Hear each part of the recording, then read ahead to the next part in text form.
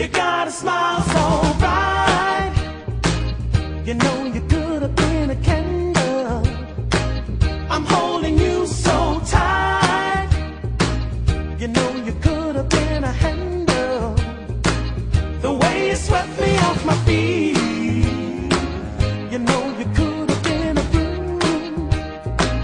The way you smell so sweet. You know you could have been some perfume.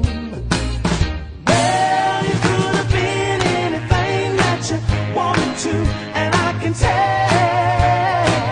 the way you do the things you do. The way you do the things you do. The way you do the things you do. As pretty as you are, you know you could have been a flower. They have two different stories. One of them was left the corporate world and became a stay-at-home mom, and the other has transitioned. Every time she had another idea of what she wanted to do, she changed. So we can hear both of their stories. Annabel first.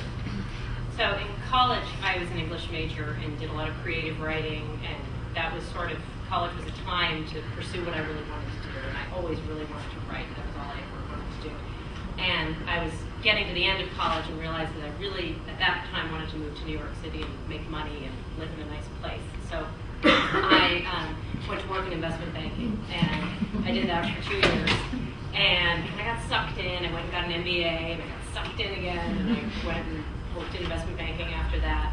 And finally, when I got pregnant with my first child, I realized that what I really wanted to do was do something and have a baby, and that I pigeonholed myself into having a career where it just doesn't make sense. I mean, I couldn't fly to Asia for 10 days and have a baby at home. So I quit my job when I was 3 months pregnant and became a stay-at-home mother, which launched possibly the most difficult time of my entire life. I sat there and I watched myself get fat. I watched a lot of Columbo on TV, which you can actually find on TV at any time of day.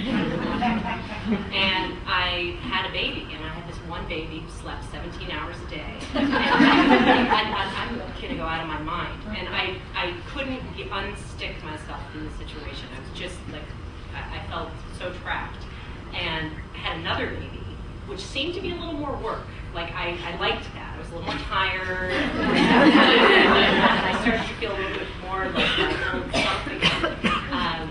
And then with my 2 babies, I moved to the suburbs, which is where I met Elisabeth, which was fantastic. We met at our children's preschool and sort of started connecting about a lot of things that were not preschool topics. It was not potty training. It was not which teachers we liked and didn't like. It was sort of more things like, why do people who complain all the time always find themselves with more stuff to complain about? Like, why is it that when you're feeling good, great things happen, and you're feeling terrible, bad things happen? So I had another baby during this time, and Elisabeth and I decided to write a book. So that's why we're Elisabeth? Well, I've always, my background is in law. I went to law school and then worked in the entertainment group at PricewaterhouseCoopers. And after a while, that didn't really feel right to me. So I thought, well, I'm in the entertainment group. Maybe I need to go to an entertainment law firm. So I tried that for a while, and that didn't feel quite right to me. And then an opportunity came up, and I started a nonprofit organization called Musicians on Call, which was launched out of Memorial Sloan Kettering Cancer Center in the pediatric department. And that appealed to me because my father had passed away a few years before of cancer, and I thought, well, wow, maybe I can really come to terms with this and I can help people. So I did some legal there, and then I did a lot of the programming there, bringing musicians, famous musicians, sort of singer-songwriters from the New York City area into the hospital to play for patients. And I remember at the time switching from a traditional law firm job to that job. All my friends were like, "Are you crazy? Like, what are you thinking?" And I just knew in my heart that that was the right place for me to be, so I went there.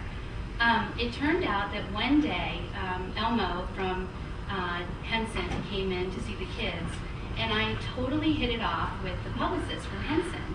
And we ended up starting our own production company called 3 Little Chicks, which was the 2 of us and another woman.